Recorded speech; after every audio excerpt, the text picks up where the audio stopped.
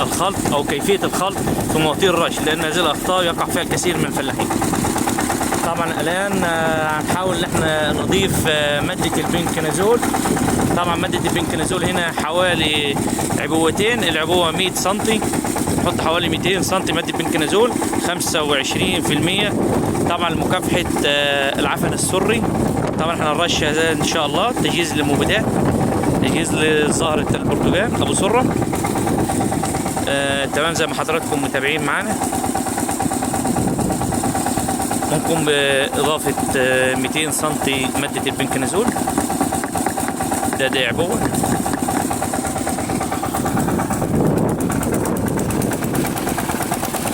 طبعا زي ما حضراتكم شايفين ان المزج تمام في الموتور.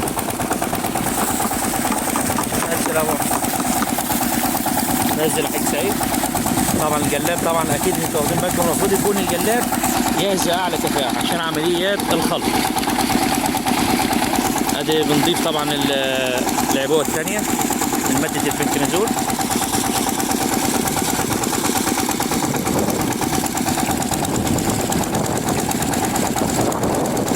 تمام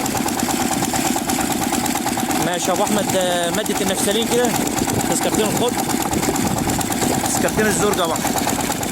طبعا دلوقتي ايوه ان شاء الله هنحاول ان احنا نضيف ماده نفسلين اسيتيك اسيد، نفسلين اسيتامية. طبعا معانا تذكره ناسيتامبرايد.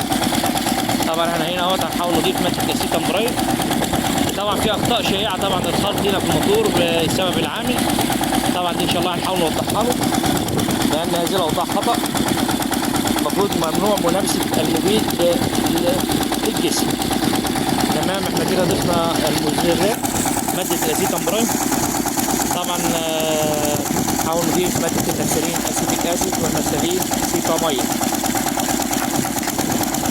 طبعا المادتين دول طبعا مادتين تحفيز للظهر والعجل عشان البرتقال في عمليات، يعني خلاص دخلنا على مرحلة العجل ان شاء الله، يعني حوالي 40% اللي هي عمليات العجل حاليا موجودة في ظاهرة البرتقال. طبعا زي ما انتم واخدين بالكم مشاهدينا، طبعا عمليات الخلط تمام اهي جيدة عشان الاخوة اللي بتسأل عن عمليات الخلط ازاي انها تخلط المبيدات خلال تانك الموتور الرش.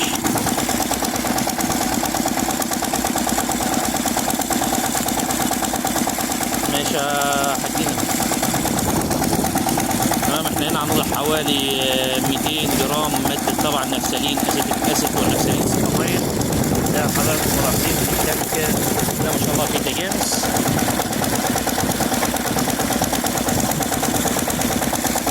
طبعا دي التذكرة الثانية من مادة النفسلين اسيتيك اسيد.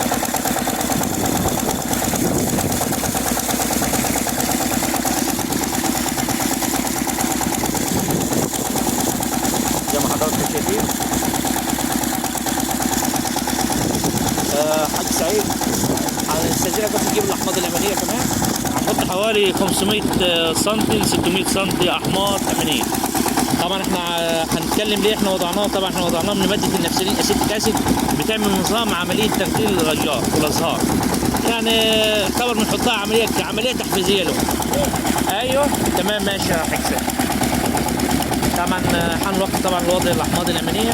طبعا لو واخدين بالكم الموتور هنا متجانس بسم الله ما شاء الله، مفيش اي مشكله عندنا هنا في عمليات الخلط. عمليات الخلط كلها تمام. لو كان في اخطاء في الخلط كان ممكن حصل تبسيط في التانك، طبعا ما فيش هنا، او حصل تكتل في التانك الموتور. طبعا ما فيش اي اضرار ومفيش اي هنا حاجه ظهرت معانا. يعني بسم الله ما شاء الله. هنحاول دلوقتي ندخل معاكم ان شاء الله، نحاول نوضح لكم كيفيه مسك البشبوري عمليات الرش. طبعا معنا هنا احد العمال موجودين هنا في الارض. حاج سلامه قوم امسك البشبوري والله لو سمحت. تمام هنا هوريكم طبعا ايه طريقه مسك البشبوري. طبعا هنا البشبوري طبعا زي ما حضراتكم شايفين.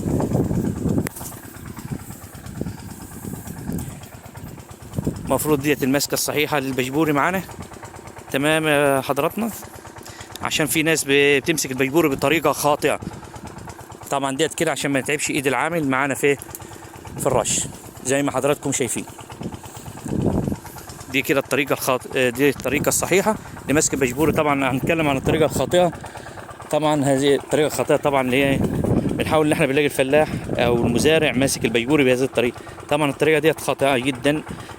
ويا رب نكون استفدنا من حلقه اليوم، والسلام عليكم ورحمه الله وبركاته.